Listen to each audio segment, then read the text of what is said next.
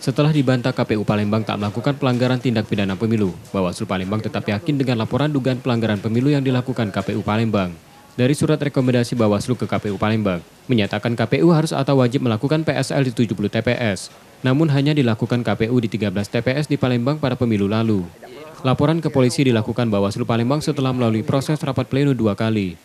Ya, itu kan hasil temuan kita, ya. Kita 8 kita sudah merekomendasikan.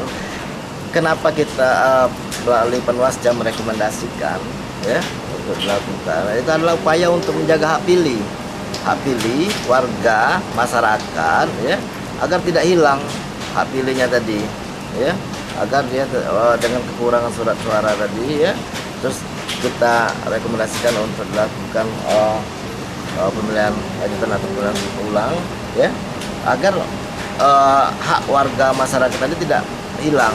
Laporan juga didasari karena polisi juga masuk ke Kumdu dan langkah yang diambil Bawaslu Palembang dianggap tepat. Yudi Kiswanto, Kompas TV, Palembang.